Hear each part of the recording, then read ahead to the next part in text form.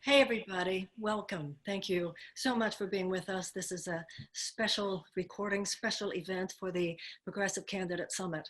I'm joined with a very exciting candidate, Jamaal Bowman, who is the Democratic candidate in New York District 16. A bit of a rock star. He defeated a very establishment candidate, Elliot Engel, who conceded just recently. This is a race, many have compared it to AOC, and both of these elections represent something that's happening in America and that's very significant. And so more than anything, we need new voices. And Jamaal Bowman is an example of such as that.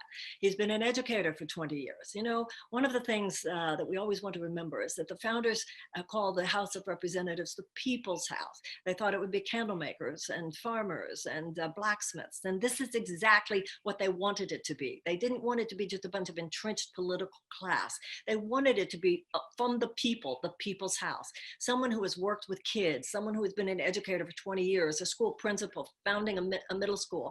It's not an accident that Jamaal Bowman has excited so many people. I remember when I first saw his video, it was like, wow. It was like so and the way he talked about his constituents and the way he talked about the country. This is an overthrow of an old kind of establishment mentality. You know, it's interesting. I live in Washington, D.C. now.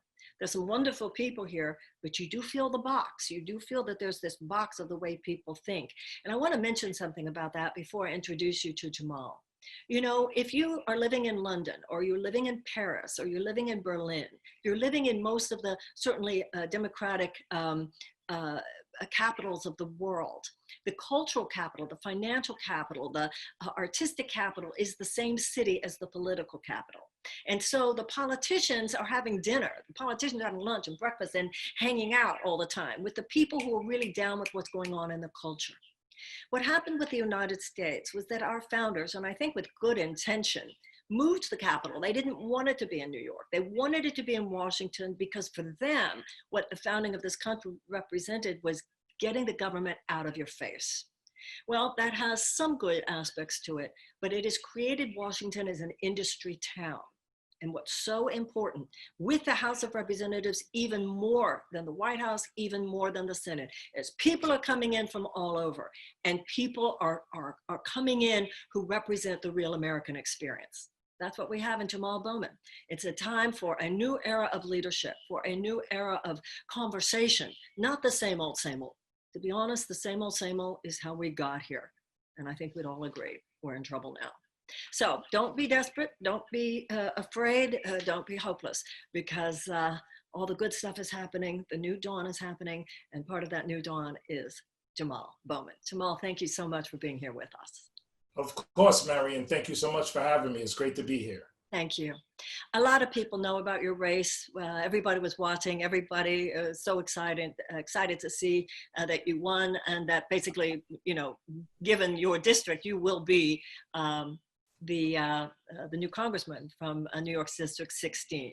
God willing, God willing. God willing. My mother would, that's exactly what my mother would say. That's right. I think that it's so important to so many people. I think a lot of the people who are listening tonight are kind of not so much new to politics as they've just been not watching, not that involved. And of course, now everybody in America knows nobody can afford to look away. I very much want to ask you your thoughts about what's going on in the country. But first, I want people to hear a little bit about your background and what your journey was to actually saying, I'm going to run for Congress. Particularly, you and I talked earlier, you had been very involved with trauma-informed education, the issue of trauma of the individual. How did that lead you to wanting to take on the trauma of a nation and so forth? So before we talk about where America is right now, I'd love to hear more about where you've been and how you got here. Sure, absolutely. Well, first of all, thank you so much for having me. It's a real pleasure and a real honor to be here. Thank you for running for president and centering the well-being of all of us as part of your campaign. I was born and raised in New York City. I was raised by a single mom along with my three sisters. Went to public schools my entire life, lived around a lot of diversity, people from all over the world, lived in public housing and rent-stabilized apartments, grew up during the crack cocaine era and the AIDS epidemic, so it was a challenging time from that perspective, and crack really ravaged and destroyed many communities, particularly African-American communities. And all of that led to me becoming a teacher in the first place. I started teaching in 1999 in the South Bronx. Did that for about 5 or 6 years before becoming a school counselor for 3 years at the High School for Arts and Technology. And for the last 10 and a half years, I've served as a middle school principal. And I've worked in what they call Title I schools. These are schools that have been neglected and under-resourced for quite some time. And they exist within communities of concentrated poverty. And what we were talking about earlier and what educators really understand is that concentrated poverty leads to toxic stress and chronic trauma. And when children and families are living with trauma on a day-to-day basis, you see the negative health, academic, and economic outcomes that we continue to see in Black and brown communities disproportionately. And for me, the tipping point occurred during the 2017-2018 school year when 34 children died within the K-12 school system in the Bronx, and 17 died via suicide. And my school is across the street from an area called Co-op City, where there are about 15,000 units and 55,000 residents. And there was a young girl, 9th grader, who was bullied in school and had no one to turn to. So she decided to go to the top of a building in Co-op City, a very tall building, about 30-something stories, and jump off the building. So that was the level of trauma we were dealing with right here in our community. And our elected officials were not paying any real urgent attention to the needs of the most vulnerable in our district. And it's not just our district, it's the entire country.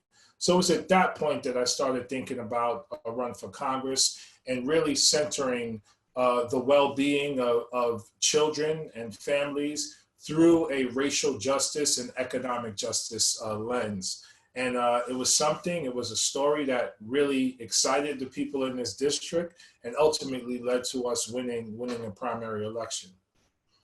I'm very interested in everything that you've just said. And in my own campaign, one of the pillars of my campaign was the establishment of a Department of Children and Youth for the very reasons that you said. And I had the very meaningful experience of talking to so many people about the fact that there are millions of chronically traumatized children in the United States, as you say, from 13 million hungry children, hundreds of thousands of homeless children, and how many children who go to schools where they don't even have the adequate school supplies with which to teach a child to read, in the very kinds of schools that you were describing, where a child, if they haven't learned to read by the age of 8, has less of a chance of graduating from high school than incarceration later in life. And even now, and I want to ask you in a moment about the issue of the school reopenings and what your thoughts are about that. But when I was campaigning, Jamaal, everywhere I went, I would meet parents and teachers who would talk about how they have actually established trauma rooms in their schools. And teachers who would say to me, I was educated to teach. I was not educated to deal with these children. So the community wraparound services, the trauma-informed education is so important.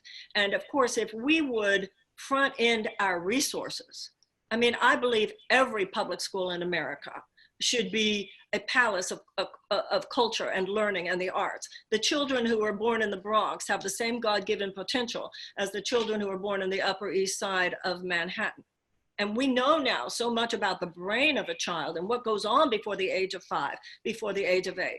If you think about the kind of fundamental change that we have and that I hope you will stand for, not just incremental change, not just, oh, a little more money for SNAP, a little more money for Head Start. We need a fundamental change. If you look at what they have in the Health and Human Services, the one agency with a $58 billion budget with which to help children, as opposed to what, $760 billion for the military. So please know that so many of us are really hoping and expecting that when you get in there, you're going to take a stand legislatively for exactly the kinds of things that you just spoke about, because and as a mother and as an American, I could not agree with you more. let me ask you before we go on to where America is now with the Trump administration, et cetera. I am curious specifically your opinion, your feelings about what's going on with the school reopenings, what you think about that. Let us know your thoughts. Absolutely. I mean, you said so much there that's really important that I want to touch on briefly before we go to school reopening. What you said about reading levels at age 8 and the outcomes later on in high school is so critical, which is why we have a hyper focus on early childhood education, birth to age 8, and universal childcare.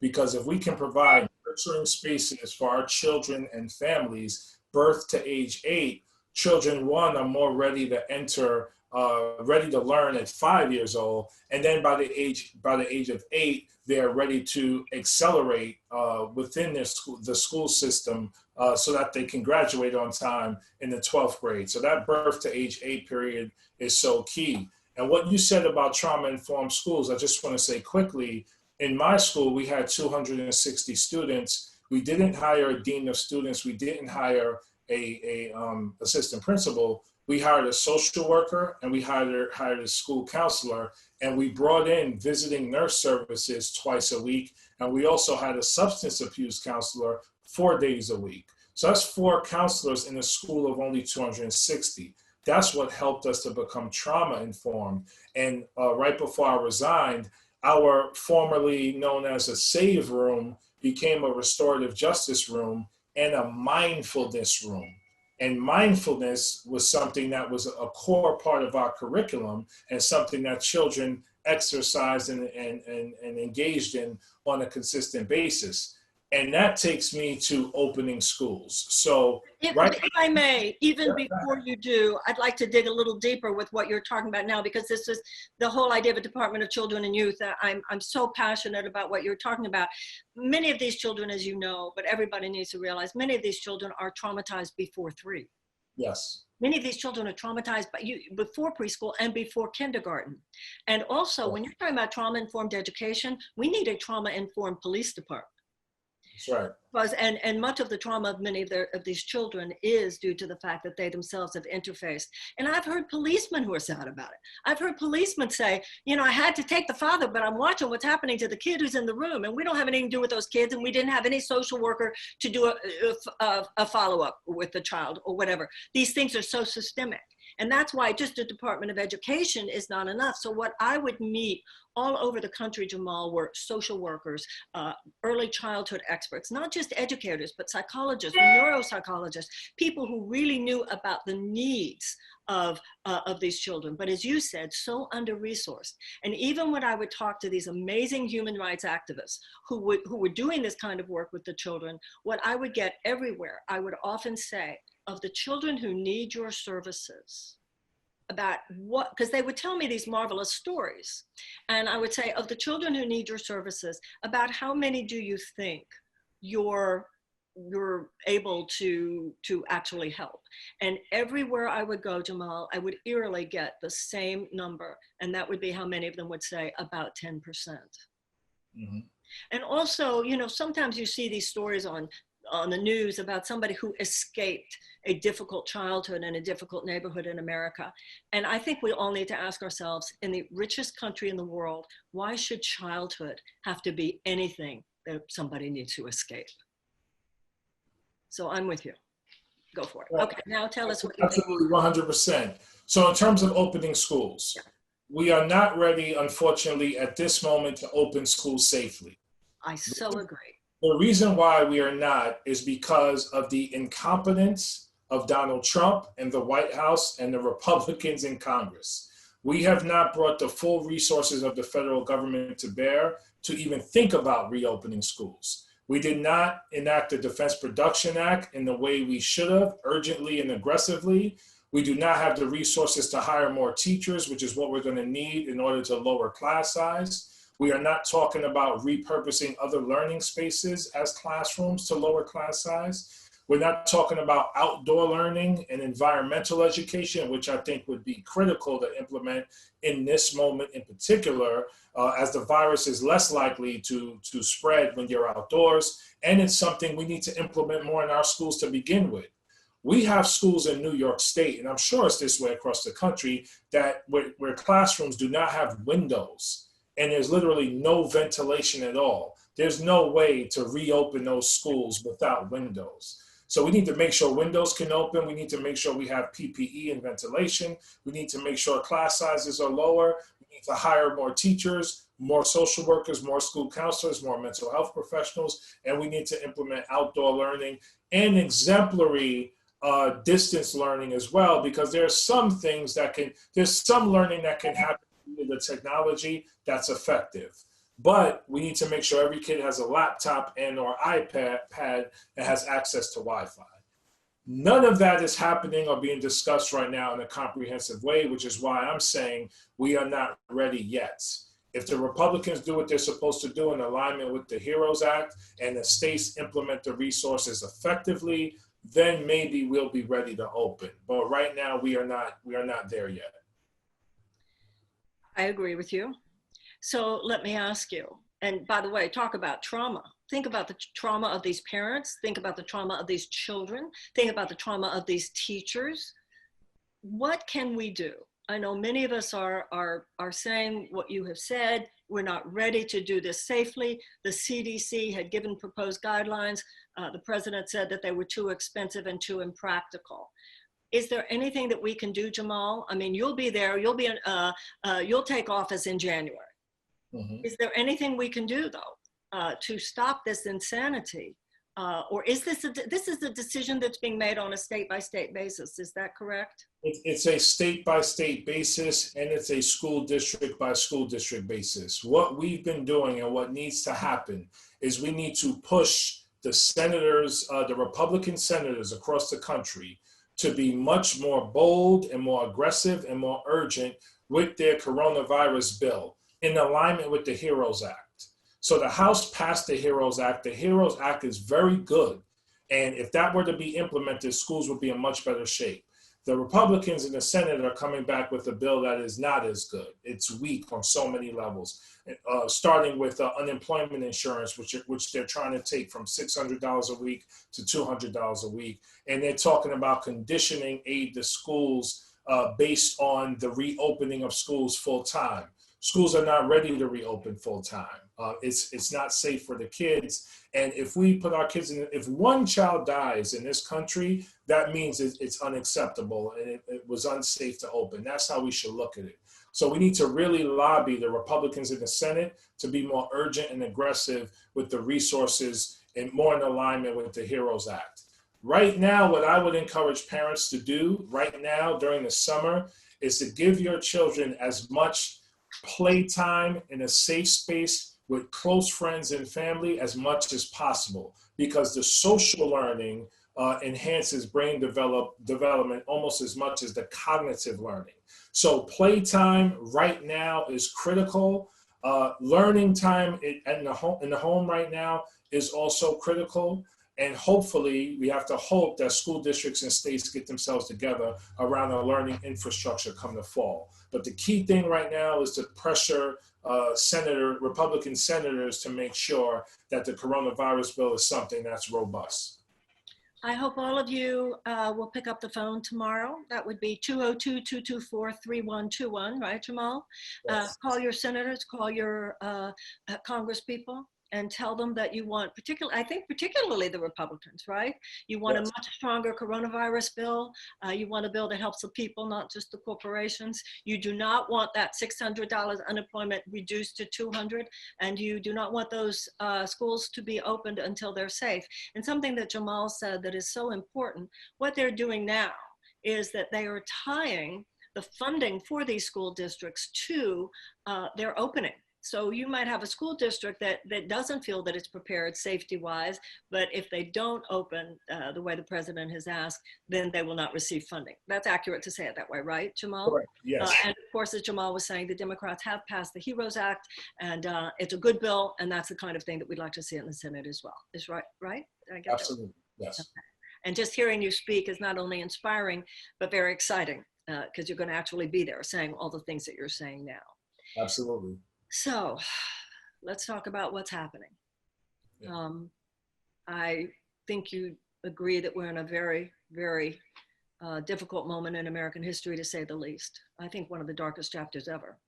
I have great faith in this country. I have great faith in the American people. I have great faith in the principles on which we stand. I feel in my heart that long term we're going to be fine, but short term and medium term I'm deeply concerned. And one of the reasons I'm excited about yourself, about you being there, is because you are a new kind of leader who is going to stand up to what's happening. So I want to hear your thoughts. I think we all do. What do we need to do before November? And what are the things that you feel we need to know about? Black Lives Matter, the president, what he's doing, what's going on, what's happening in Portland, these troops, Chad Wolf, William Barr, anything you want to talk about, it's happening right now. We can't even wait till, once you get there in January. Would love to hear your thoughts about what's happening now and what we as citizens need to know. Yeah, so first I just want to say I feel incredibly fortunate to be in this position at this moment. As you mentioned, this is a crucible moment in American history to deal with the coronavirus pandemic, a global pandemic, and Black Lives Matter movements across the country.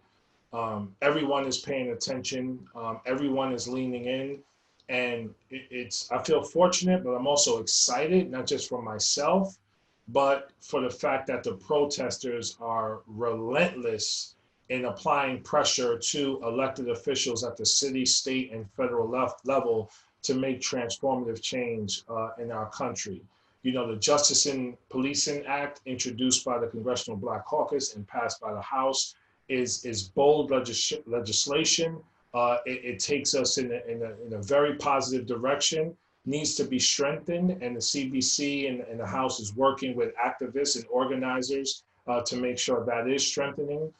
We repealed 50A here in New York State to make sure police transparency increases dramatically. That's huge. And there was a fight at the city council level here in New York City to defund the police to the tune of $1 billion. That ended up being 500 million, with the other 500 million reallocated in the numbers game. But the point is, different conversations and different policies are being brought to bear because of the movements happening at the city, state, and national level. So that's a good thing. And I feel very fortunate as a Democratic congressional elect here in New York 16 to be a part of this movement. And I just want to say, this movement now feels different than it felt in 2012 when Black Lives Matter initially exploded.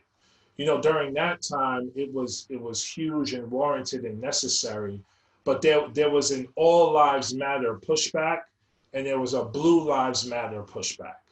And what we were saying then and what we're reiterating now is all lives can't matter until Black Lives Matter.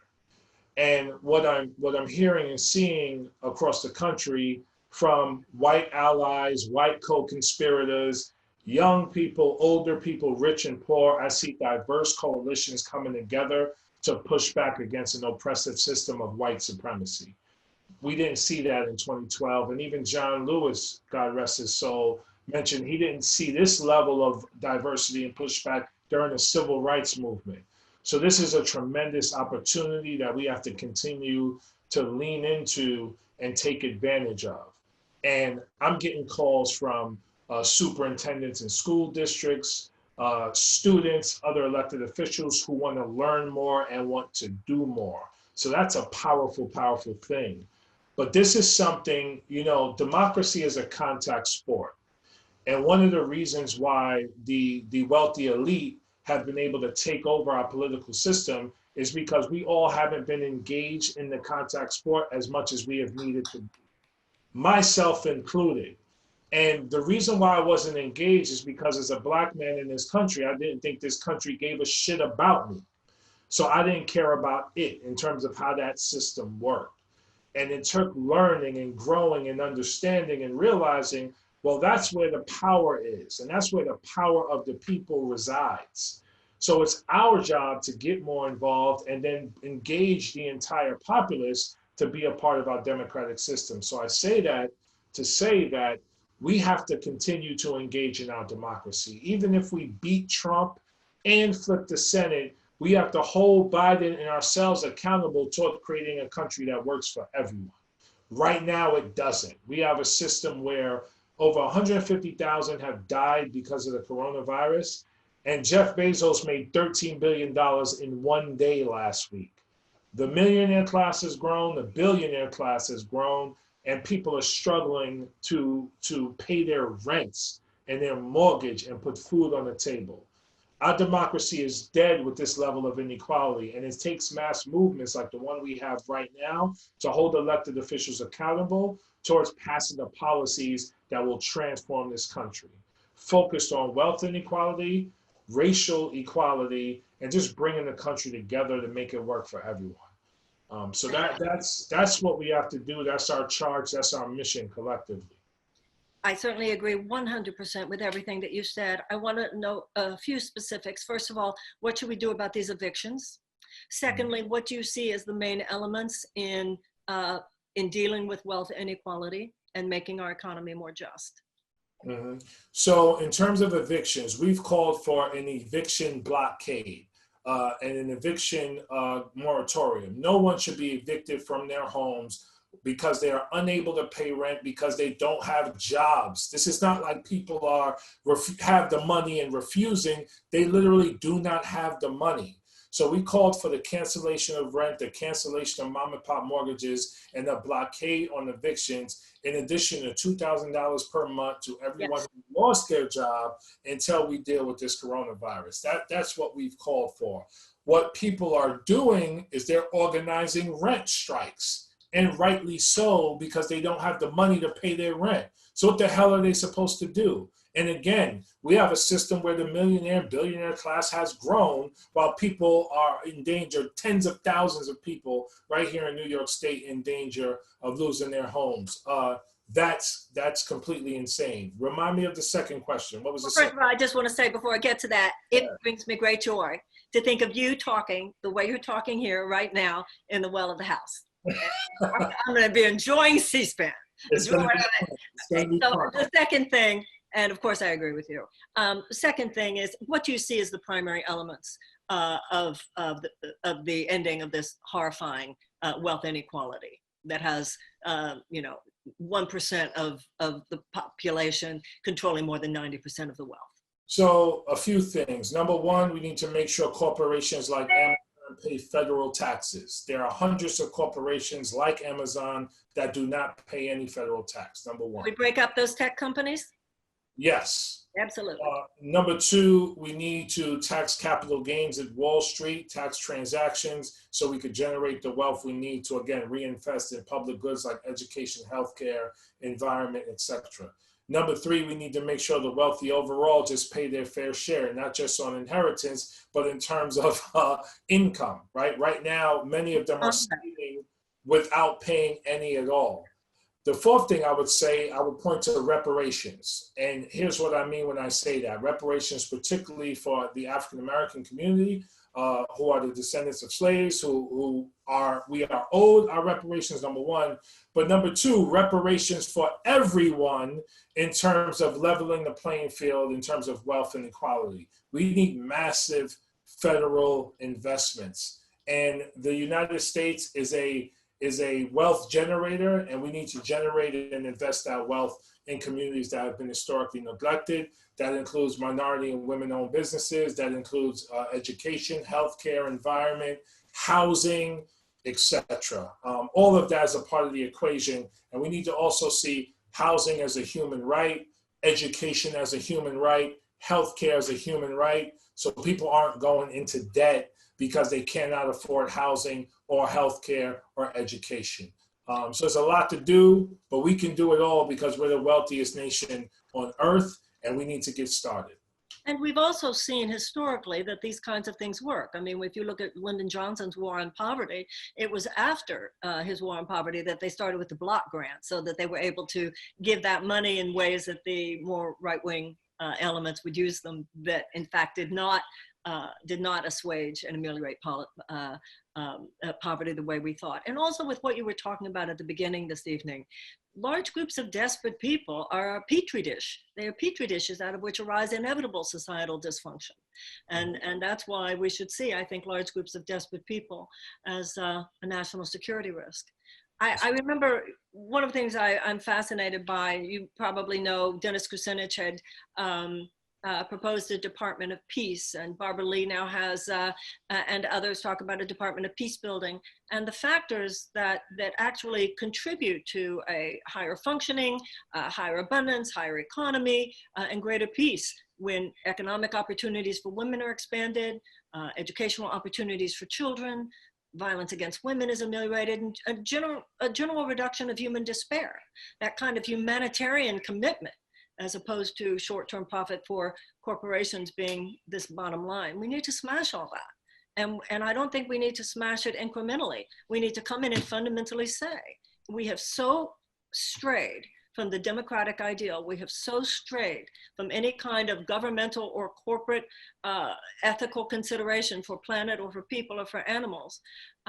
Louis Brandeis, the late Supreme Court Justice, said you can have large amounts of money concentrated in the hands of a few, or you can have democracy. You cannot have both. Mm-hmm. And for all of those of you who are watching, it's just so exciting when you look at the arc of American history, because we do sometimes stray. We've certainly strayed before. We've strayed into areas of serious evil, and from the beginning, whether it was institutionalized suppression of women, whether it was in the enslavement of people, whether it was segregation, whether it was genocide of Native Americans. But we have tended over time to course correct. We answered slavery with abolition. We answered institutionalized oppression of women with the women's suffragette movement. We answered segregation with the civil rights movement.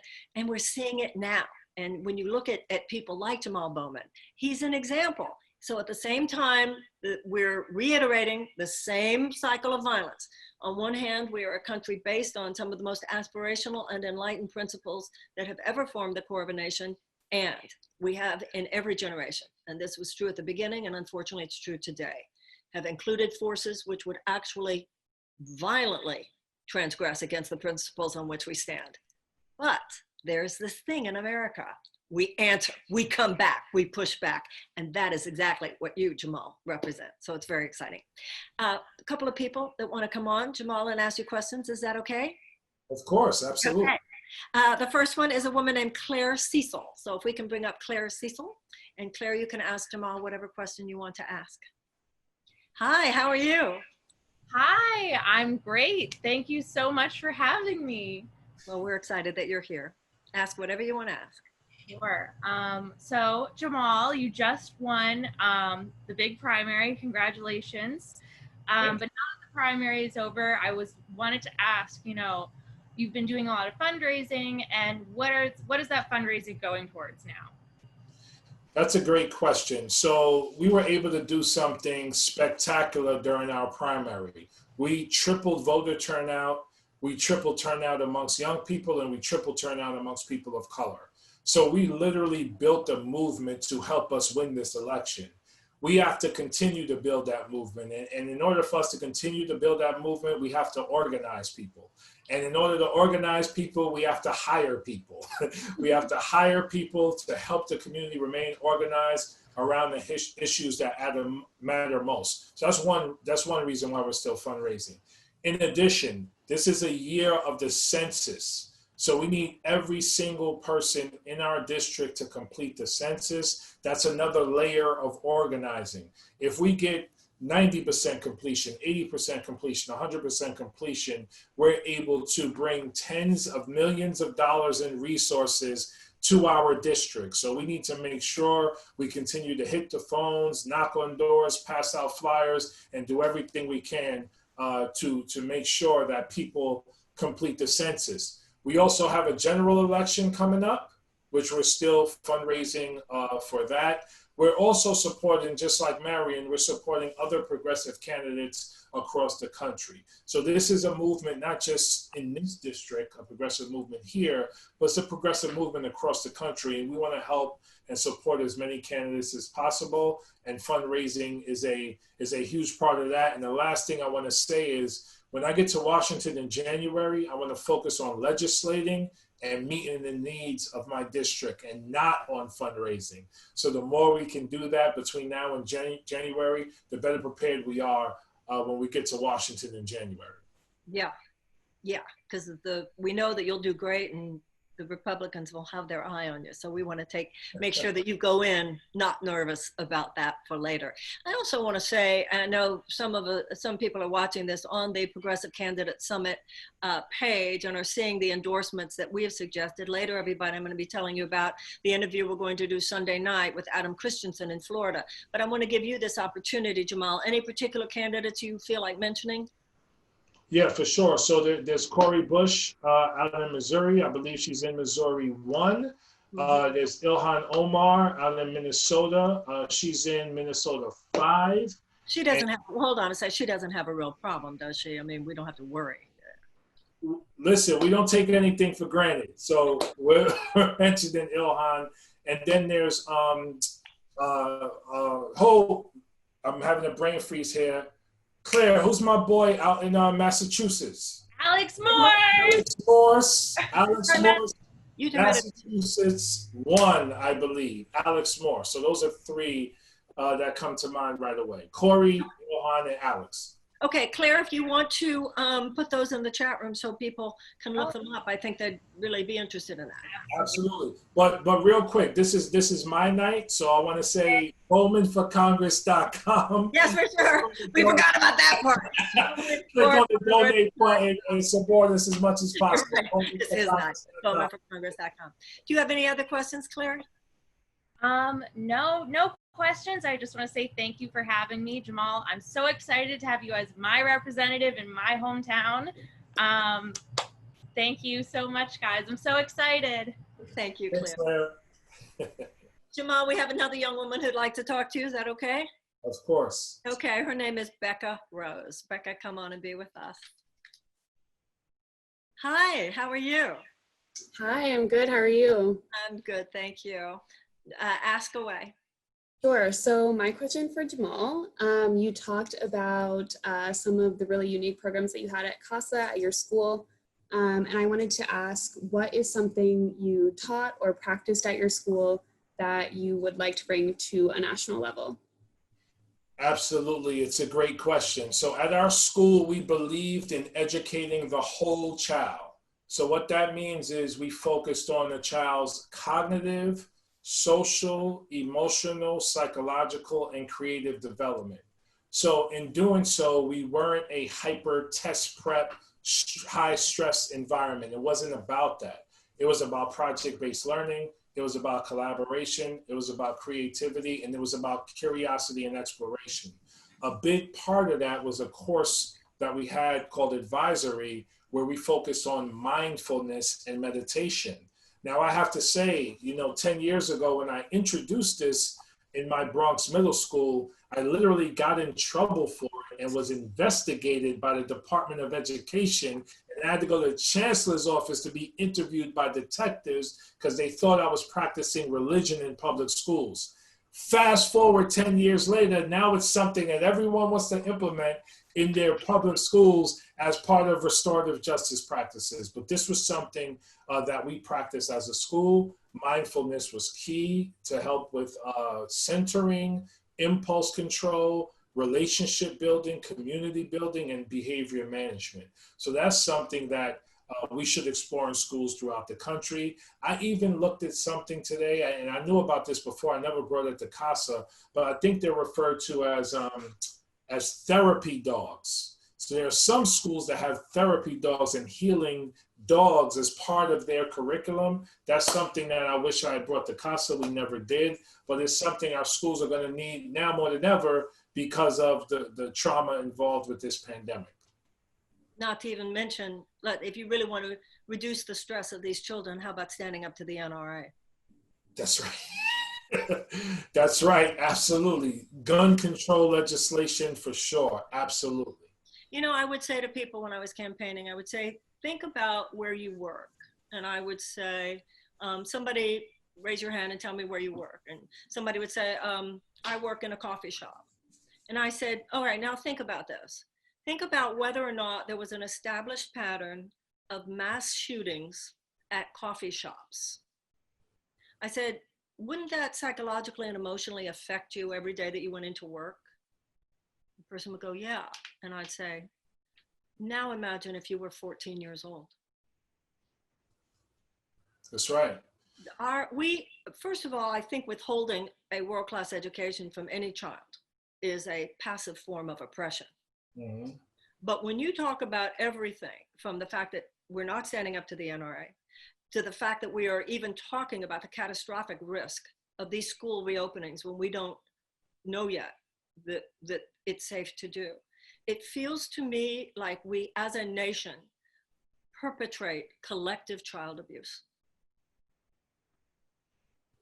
Yeah, so I want to thank you for bringing this up, because there's no history of school shootings in New York. Knock on wood, God forbid it never happens.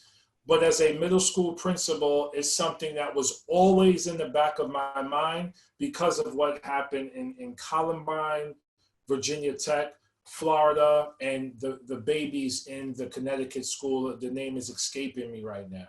Sandy Hook. And Sandy Hook, right? Sandy Hook Elementary. And I like, as a middle school principal doing lunch duty, like I would literally consciously think about where to position myself in the lunchroom just in case someone came in and just started shooting. Like, that's something that was always in the back of my head as a principal. And I swear after Sandy Hook, we were gonna like stop and pause and take a breather and reflect as a school on what the hell we're doing as a nation. And we didn't do that. You know, we just, the next day everybody went back to work and it was business as usual. So I'm happy you brought up the NRA piece and gun control piece, because that, along with mental health, the gun control piece is a huge issue we need to center in conversation. Health insurance companies and big pharmaceutical companies, chemical companies, the NRA, oil and gas, food companies, or defense contractors, you're going to be in there, and you're going to have to deal with the pressure of the undue influence of this corporate aristocracy on our legislators. And that's why we need you there and people like you there. And of course, when you are in Washington, you won't just be representing your district, even though you're from New York, where, as you said, thank God, there have not been school shootings. You will be there representing the whole country as a member of that body. And I know I'm thrilled by it. Anything else, Becca, that you want to ask Jamaal? Oh, honey. You're on. Okay. You're good now. You're good now. Classic.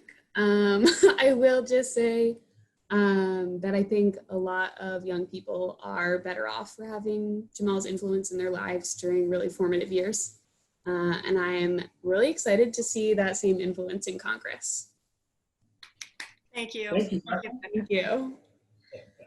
Jamaal, there are so many things I'd like to ask you. I know I can't keep you here forever, but I do want to ask you, what are we going to do about this president?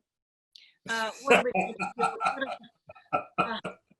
are we going to do about the fact that he is doing something that doesn't, you know, it shocks everybody, but doesn't surprise many of us anymore. This morning, he actually floated the idea of delaying the election.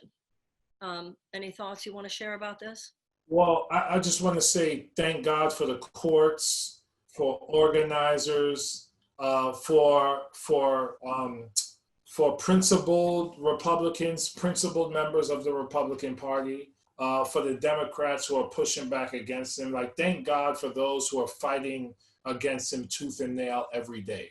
Because when he says something or does something that's illegal, unconstitutional, or just plain racist, fascist, or dumb, he's called out for it and he's held accountable for it. So we have to continue to do that, and then do everything in our power to organize people across the country to make sure he loses the election in November. Like, that's the biggest thing. Let's vote him out, and let's push forward and get on with our lives in building a country that works for everyone. And with that, let's flip the Senate. So that's key as well. If we can win the White House, flip the Senate, now we can push. Now we have the opportunity to push bold, progressive policy. And, you know, I just encourage people to come together in healing and well-being and support for one another while we deal with the trauma that is President number 45, because his leadership theory is chaos. He governs through chaos, and that chaos is traumatic for all of us. So come together to support one another, but also do everything in your power to make sure he does not win in November so that we can move on. I know that everybody's watching tonight is looking for hope and looking for encouragement and also looking for instruction. So I want to be very specific. So we want everybody to work hard on their congressional race, because everybody has one. Work hard on your senatorial race if you have one. And also it's important, when you know about great candidates, wherever they are, you can phone bank for people, even if they're not in your district, even if they're not in your state. Tell us, I want to be really kind of raw here. I know I'm a progressive Democrat. I know you're a progressive Democrat. I stand for Medicare for all, as you do, Green New Deal, et cetera. Many people, Jamaal, are very discouraged that in the Democratic platform, the DNC, they wouldn't even put in legalizing marijuana. They wouldn't even put in Medicare for all, even though the majority of Democrats support it, et cetera. You and I both feel we gotta vote for Biden. We have to vote for the Democrat, and then the day after, work hard at pushing the administration in a progressive direction. That's right. I want to give you this opportunity to talk to people. I don't believe any American should be scolded. I think many people who supported candidates like Bernie, I think there are a lot of people who don't even recognize how many people who supported Bernie, and myself and others, really felt this was their only chance to get health insurance. It was their only chance to get out from under the burden of their college loan. It was their only chance to have a shot at the American dream. And they feel that they played by the rules, and they feel that the system is rigged. Mm-hmm. Take this opportunity and tell people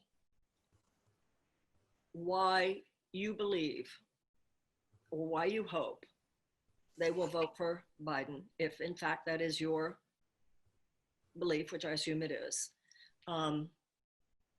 This is your chance to talk to some people who, I assure you, love you, but aren't so sure they're going to vote for Biden in November. Yeah, the first thing I would say is I understand the lack of faith and the lack of hope and the level of despair when you look at where this country is, where it has been, and where it might be going. I encourage everyone to think about where the country might be going under another 4 years of President Trump versus 4 years of Joe Biden. Joe Biden, who has shown a willingness at the very least to collaborate with supporters of Bernie Sanders, you know, the Bernie Biden alliance, that came up with a much more progressive environmental policy than Biden had before that collaboration. Yeah. And another thing I would point to is his focus on universal child care, which goes back to how we started this conversation around birth to age 3 and what's essential there. I also want to point to the squad and look at what the squad has been able to do in Congress since 2018. I mean, every conversation we're having politically now starts with a Green New Deal and Medicare for all. That's because of Bernie Sanders, that's because of the squad, and that's because of other Democrats moving in that direction. Now that's a centerpiece of the conversation. And no one thought Congresswoman Ocasio-Cortez would have a shot against Joe Crowley, and she beat him.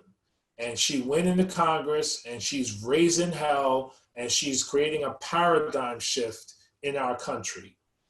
And if she didn't do that, and if I didn't have the other squad members as role models for me, I probably wouldn't have run for office, because they're speaking truth to power and breaking through a glass ceiling of white male supremacy as for women of color, which is tremendous. So they created a pathway for someone like me.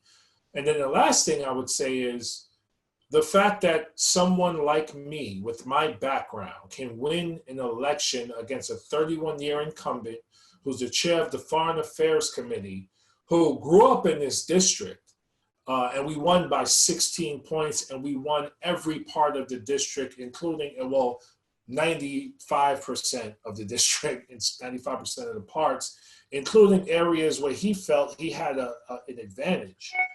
That represents the change, not just in this district, but across the country. So be inspired by all of that, and be inspired by every single day in this country. There are peaceful protests pushing back against an oppressive system that has been racist and classist and sexist since the inception of America. And then lastly, we have to come together to support those in our communities, in our families who have lost a job, who are being threatened of losing their home, who do not have food security, who are struggling with their children. We have to come together to support them. And we don't need Donald Trump's permission or anyone's permission to help our neighbor. So we're going to organize to get him out of office. We're going to organize to flip the Senate. We're going to work and do whatever we can to help our neighbor. And we're going to be inspired by the Bernie Sanders of the world, the Elizabeth Warrens of the world, the squads of the world, the Jamaal Bowmans of the world, the Marianne Williamsons of the world, and the John Lewises of the world, right? And if we were to ask, what would John Lewis demand of us in this moment? You know, this is a man who arrested over 40 times, beaten, skull cracked, concussed, spent his whole life and gave his life for all of us. So now it's our responsibility to take the baton and take the torch and do something great, not just for ourselves, but for each other. So I look forward to taking that journey with all of you.